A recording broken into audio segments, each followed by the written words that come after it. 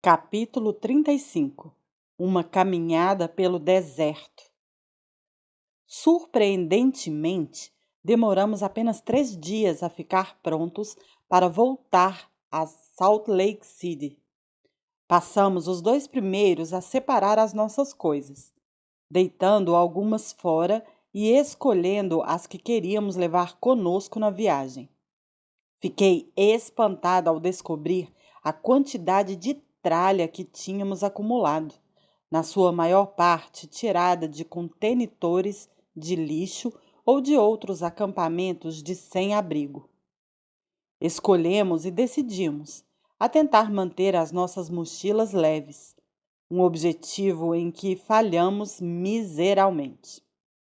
Mas não era coisa fácil 3 pessoas percorrerem 1.300 quilômetros à boleia, transportando quase tudo que possuíam.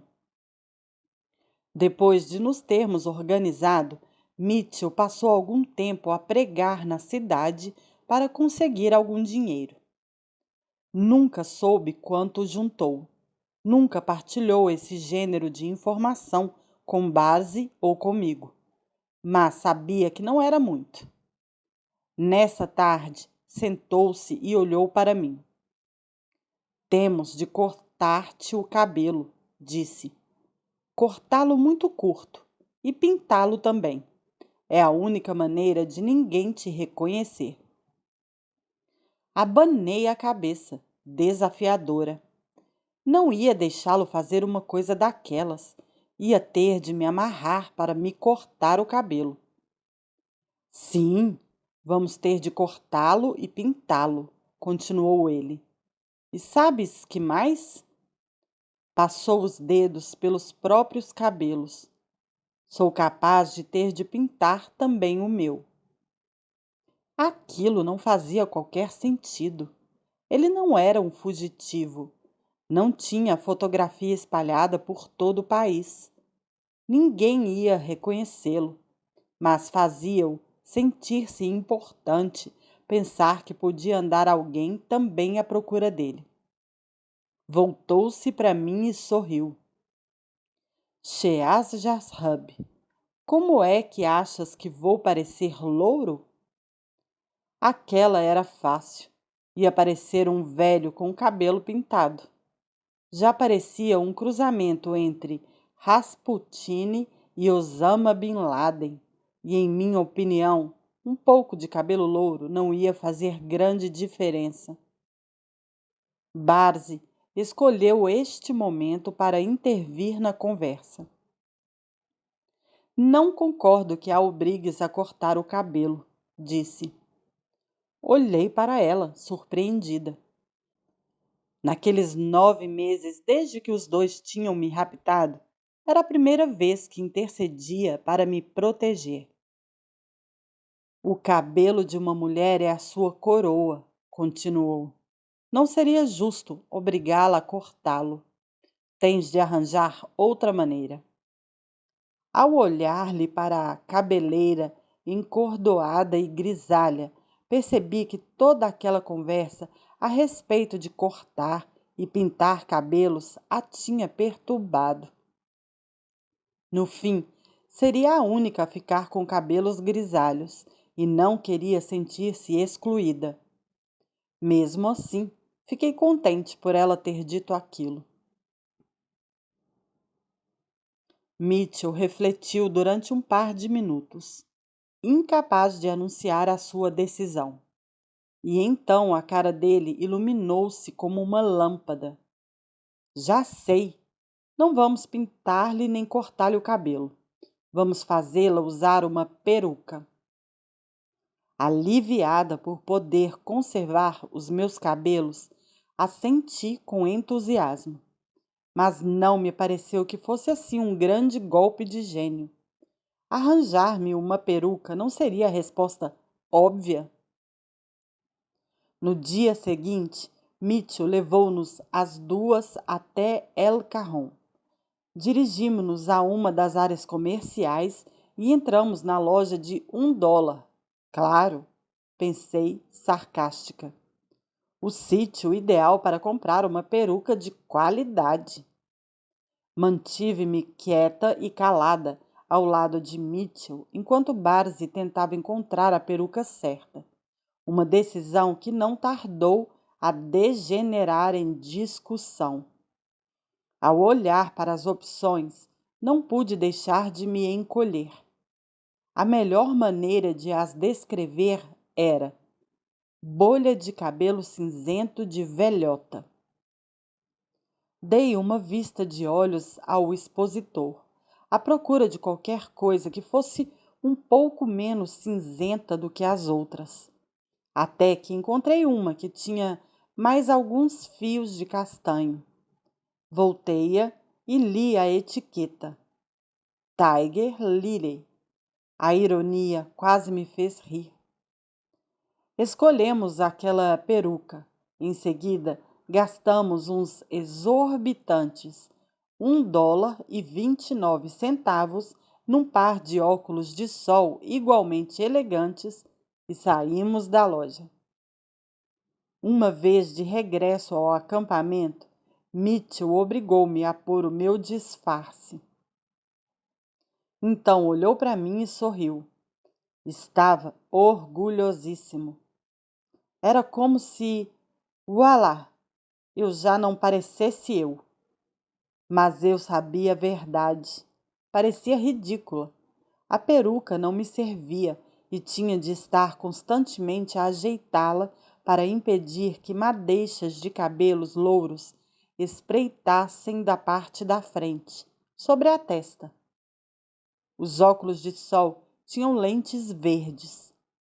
Tínhamos encontrado as minhas calças na berma da estrada e a minha camisa fora tirada de um acampamento de sem-abrigo. Olhei para as minhas roupas e ajeitei a peruca, a abanar a cabeça, e incrédula. Palavra, pensei. Era uma garota de 14 anos, com uma peruca grisalha e uns óculos de sol tão ordinários que nem sequer me assentavam direitos no rosto. Acham mesmo que isso vai resultar? Quem, no seu juízo perfeito, vai achar normal uma garota usar uma peruca cinzenta? Para não falar do fato de já começar a desmanchar-se. Se não conseguia sequer aguentar um dia, qual iria ser o aspecto dela ao fim de uma semana? Mas, mesmo sabendo que estava ridícula, sentia-me uma princesa em comparação com o que sentia com a túnica e o véu que fora obrigada a usar durante quase 9 meses. No dia seguinte, acordamos cedo. As nossas horrorosas mochilas verdes estavam preparadas e prontas para partir. Pensei nos nossos pertences enquanto os carregávamos às costas. Tínhamos uma pequena tenda púrpura, e quero dizer pequena. Mal tinha espaço para 2 adultos que não fossem muito altos, quanto mais para ser violada nela todas as noites. Um par de mantas, a coleção de livros sagrados de Mitchell e alguns utensílios de cozinha. Um pouco de comida, um pouco de água. Algumas das roupas e objetos pessoais de Barzi. Algumas das preciosas posses de Mitchell, incluindo a faca. Apesar de não ser muito, parecia pesar 1 tonelada. Com as pesadas mochilas ao ombro, dirigimo-nos à estrada. E assim iniciamos a nossa miserável, esgotante e sinuosa viagem de regresso a Salt Lake City. Demoramos imenso tempo a conseguir uma boleia. As primeiras pessoas que nos recolheram foram um senhor muito simpático e o filho que nos transportaram cerca de 40 ou 50 quilômetros até um parque de campismo. Pagaram as nossas entradas e até nos compraram algumas mercearias. No dia seguinte, foi uma jovem com 2 amigos. Passou o tempo todo a fazer-me perguntas e tentar perceber por que era que eu usava uma peruca cinzenta e o que andava a fazer com 2 pessoas como Mitchell e Barzi. Mas Mitchell nunca me deixou falar.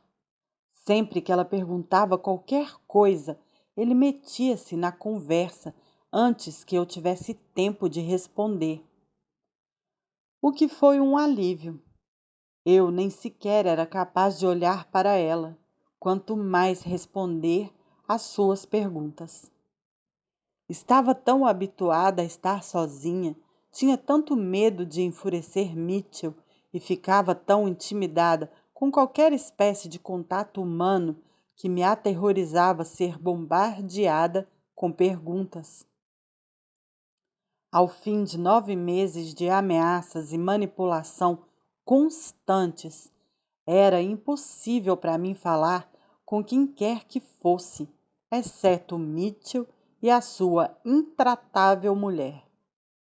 Por isso, apesar de termos percorrido uma grande distância com aquelas pessoas, nunca cheguei a dizer uma palavra. Passamos essa noite na encosta de uma colina junto à estrada.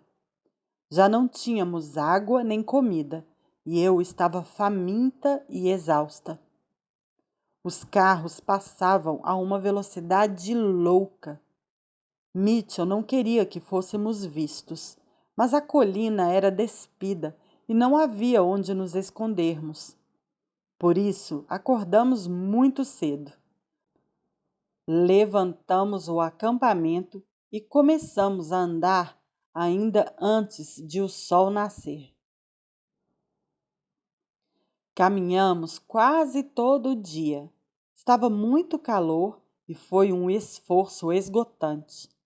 Pensei que ia morrer devido à falta de água e ao calor. Ao longo dos dias seguintes, houve ocasiões em que me convenci de que teríamos de ir a pé até ao Utah. Apanhávamos uma boleia de vez em quando, mas a maior parte das vezes era apenas por alguns quilômetros, e lá tínhamos nós de voltar a andar. Percorremos assim quilômetros e quilômetros, com as mochilas verdes às costas. Mal comíamos, sofríamos com a falta de água. Para escapar à atenção da polícia de trânsito, optávamos por estradas secundárias e pequenas povoações. Não tardou que nos encontrássemos em pleno deserto californiano. Era uma estupidez tentar atravessar o deserto sem água nem comida.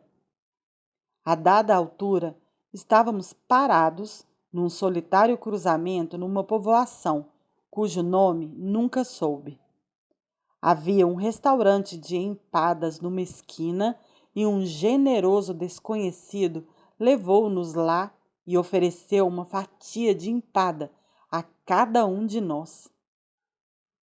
Nunca tinha comido nada tão delicioso em toda a minha vida. Depois de comermos, Mitchell foi até as traseiras do restaurante, onde vendiam empadas em caixas que eram enviadas para todo o país. Comprou uma empada e comeu-a quase toda sozinho, deixando apenas uma fatia para eu e Barzi partilharmos. Com aquele pouco alimento no estômago, Mitchell fez-nos voltar à estrada, seguindo para norte. A minha mochila era tão pesada, eu estava tão cansada, e o piso na berma da estrada era tão irregular que tropeçava a cada passo. Não sei que distância percorremos, mas pareceu-me que tinha decorrido uma eternidade antes de chegarmos por fim a uma desértica encruzilhada onde uma seta apontava para Borrego Springs. Mais uma vez, Eu não fazia a mínima ideia de onde estávamos. Mitchell era o navegador. Eu era a mula de carga. Uma mulher numa carrinha que puxava um pequeno atrelado parou para nos dar boleia. Quando subimos para a carrinha, disse que nunca apanhava ninguém na estrada, mas que, por qualquer motivo, tivera a sensação de que devia dar-nos uma boleia. Fiquei tão agradecida. Estava cansada, cheia de calor e de fome. Para mim, ela era uma santa. Enquanto conduzia, tentou contar-nos que tinha mudado recentemente para Borrego Springs. Mas Mitchell não parava de interrompê-la, contando-lhe a sua história, dizendo-lhe que era um servo do Senhor e que fora escolhido para pregar o arrependimento ao mundo. E por aí afora. Comecei a ter pena da pobre mulher, obrigada a ouvi-lo durante tanto tempo. Finalmente, deixou-nos num pequeno restaurante mexicano, noutra povoação desconhecida. Depois de ela se ter afastado, Mitchell dirigiu-se ao restaurante. Vamos comer, disse. Fiquei espantada. Pensava que já não nos restava dinheiro nenhum. Entramos e, pela primeira vez, Mitchell deixou-me pedir o que quisesse. Era a primeira refeição quente que comia havia séculos. Comi até me parecer que ia ficar mal disposta. Depois de comermos, caminhamos ao longo da estrada até ao anoitecer. E então internamo-nos no deserto para montar o acampamento. Quando acordamos, na manhã seguinte, o sol escaldava, transformando a nossa tenda num forno. Rastejei para fora, já cheia de sede, e comecei a encher as mochilas. Olhando ao redor, percebi-me de que estávamos literalmente no meio do deserto. A estrada vazia perdia-se na distância e era o único sinal de civilização que conseguia ver. Nada exceto deserto e colinas áridas em todas as direções. Nem o mais pequeno sinal de vida. Fiz uma pausa para escutar. O silêncio era absoluto. Começamos a andar. A estrada parecia pegajosa por causa do calor. 1 ou 2 horas mais tarde, comemos o que nos restava. Cenouras já velhas misturadas com vinagre e uma lata de azeitonas pretas. Não tínhamos água. Continuamos a andar. Por volta do meio-dia, eu começava a convencer-me de que estávamos a suicidar-nos pela sede. De longe em longe passava um carro, mas nenhum deles parava ou sequer abrandava. Nunca me tinha sentido tão miserável, mas Mitchell parecia adorar aquilo. Dava-lhe uma oportunidade de exibir a sua capacidade física, mas adorava a ideia de sofrer pelo Senhor. Quase conseguia ler-lhe os pensamentos. Vagueio pelo deserto confiando no Senhor. Glorifico-me na persistência, porque quando for fraco, então serei forte. Finalmente, uns simpáticos mexicanos deram-nos boleia e levaram-nos até um sítio, poucos quilômetros mais à frente, onde a estrada bifurcava. Ficamos ali, parados, à espera que Mitchell decidisse que direção seguir. Enquanto esperávamos, uma mulher num carro azul parou ao nosso lado. Já tinha passado por nós e então fora até a povoação mais próxima. Comprara hambúrgueres para nos oferecer e voltara para trás. Olhei esfomeada para os hambúrgueres. Mais uma alma bondosa, mais uma santa. Foi neste ponto que as coisas começaram a ficar um pouco estranhas. Quando estávamos a chegar a Blitter ou Brawley, ou qualquer coisa assim, uma velha e escaveirada Winnebago passou por nós. Ao olhar para a decrépita autocaravana, fiquei contente por não ter parado. Mas todos os filhos de Satanás se reconhecem uns aos outros. Vi a Winnebago a afastar-se, mas sobressaltei-me ao vê-la parar, fazer inversão de marcha e voltar atrás para nos recolher. Passou muito tempo antes que a porta se abrisse. Então o condutor fez-nos sinal para entrar. O interior era escuro e estranho. Quis fugir. Comecei a recuar, mas Mitchell empurrou-me para a frente e obrigou-me a subir. O interior da autocaravana era tão repelente como eu o tinha imaginado. Para começar, estava imundo. Depois, todos os centímetros das paredes, encharcadas em umidade, estavam cobertos de fotografias de mulheres nuas tiradas de revistas. Ao lado de cada fotografia, o condutor escrevera o que queria fazer com aquela garota. Chamar aquilo arrepiante era um enorme eufemismo. Mitchell, claro, sentiu-se em casa. O condutor olhou para nós e disse: Demorei um pouco a abrir a porta porque tive de tirar algumas das fotografias, que poderiam ser ofensivas para as senhoras.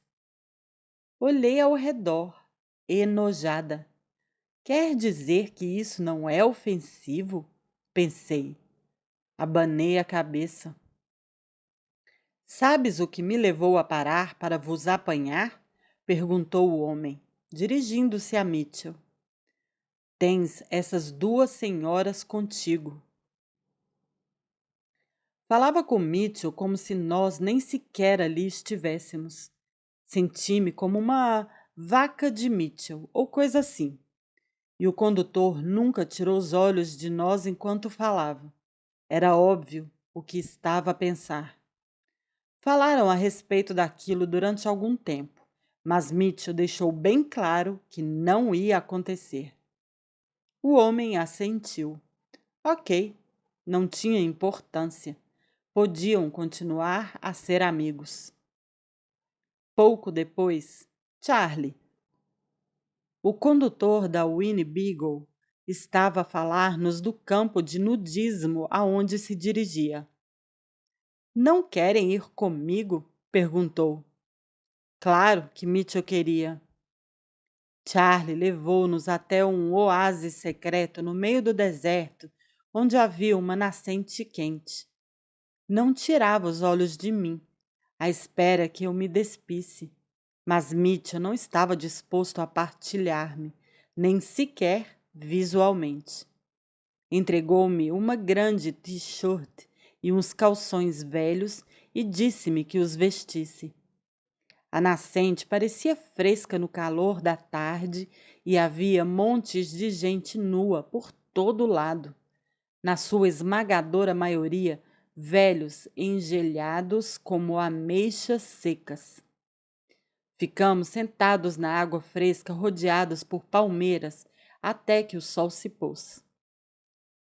Passamos essa noite na tenda, fora da velha Winnebago. Charlie tentou mais uma vez chegar a um acordo com Mitchell, mas este continuou a recusar. No dia seguinte, Charlie levou-nos até uma pequena povoação dos arredores de Las Vegas e largou-nos lá, mas continuou a dar voltas com a autocaravana. passando várias vezes por nós para perguntar se não queríamos que nos levasse. Mitchell, que não queria ter mais nada a ver com ele, obrigou-nos a esconder-nos atrás de uns arbustos na berma da estrada.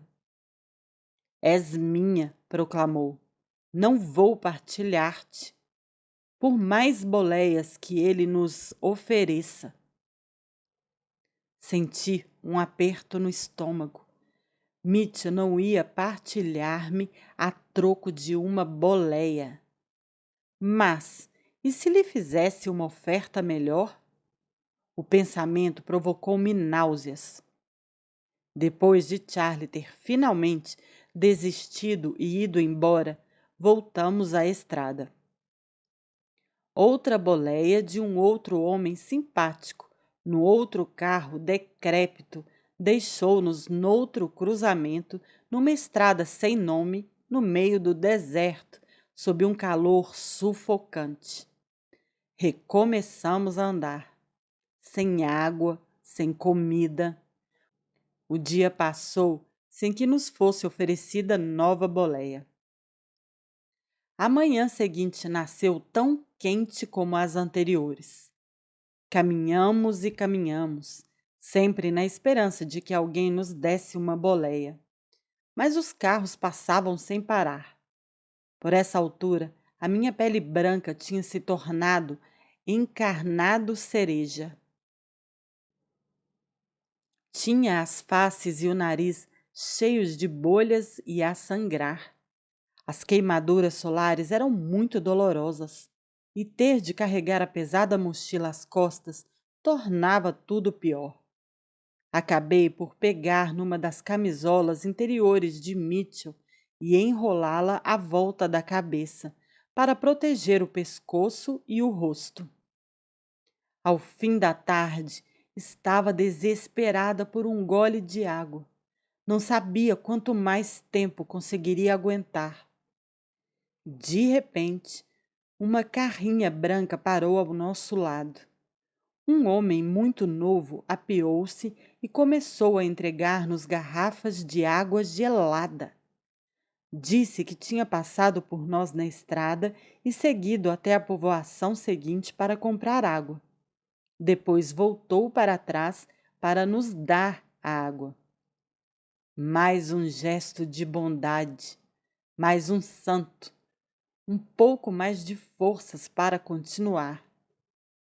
Algumas boleias e muito caminhar mais tarde, chegamos finalmente a Las Vegas. Dirigimo-nos de imediato ao lugar mais próximo onde pudéssemos comer.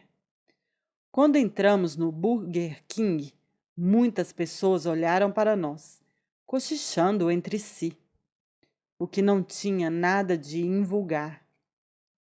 Mas daquela vez os olhares e os murmúrios e os dedos apontados foram muito mais do que era habitual. Mitchell começou a ficar nervoso. Mexia-se na cadeira, os olhos semicerrados a saltitar de um lado para o outro. Não parava de mexer as mãos, agitando-as diante do rosto. Ao notar o crescente nervosismo dele, também eu comecei a ficar enervada. E se alguma coisa corre mal? Pensei. E se ele me culpa? E se faz mal à minha família? Mal acabamos de comer, Mitchell pôs-se de pé e mandou-nos sair. Quando íamos atravessar o parque de estacionamento, apareceu um carro da polícia. Os agentes apearam-se e começaram a interrogar Mitchell. Não consegui ouvir tudo o que perguntaram, mas Mitchell manteve-se sempre calmo e frio. Somos ministros de Cristo. Estas são a minha mulher e a minha filha. Um dos policiais olhou para mim. Baixei imediatamente os olhos. Os agentes interrogaram-no durante mais algum tempo, mas não havia nada que pudessem fazer. Havia montes de pessoas estranhas em Las Vegas. Nós não seríamos os únicos que haviam de interpelar naquele dia. Passados alguns minutos, voltaram ao carro patrulha e afastaram-se. Livre dos policiais, Mitchell estava ansioso por sair de Las Vegas.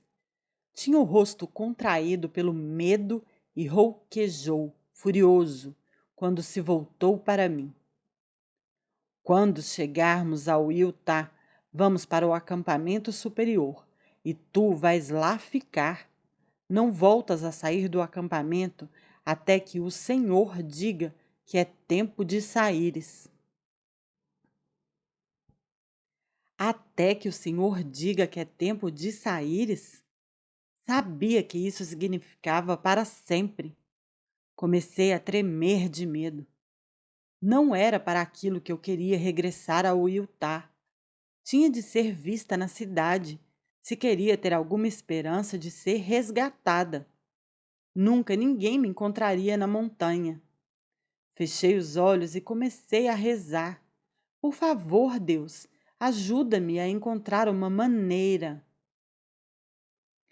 Fomos até a estação de serviço mais próxima, onde havia vários semi-reboques a abastecer. Mitchell entrou no edifício para usar o banheiro. Durante a ausência dele, um dos caminhonistas aproximou-se de Barzi e perguntou-lhe se precisávamos de boleia. O homem ficou um pouco preocupado quando Mitchell voltou e percebeu que não estávamos sozinhas, mas aceitou levar-nos mesmo assim. Subimos para o caminhão. Barzi sentou-se à frente, enquanto Mitchell me levava para a parte traseira da cabine, onde o condutor tinha a sua cama. Mitchell perguntou ao homem para onde ia. O homem disse que para Oren, no Utah. O coração começou a saltar-me no peito. Estaria quase em casa. Viajamos em silêncio a maior parte do tempo. Quando anoiteceu, Mitchell disse-me que fosse dormir. Quando voltei a dar por mim, ele estava a abanar-me o ombro e a dizer-me que tínhamos de nos apear. Ou era muito tarde ao fim do dia, ou muito cedo de manhã. Apeamo-nos e agradecemos ao homem. O meu coração cantava. Estava de novo no Utah. Estava quase em casa.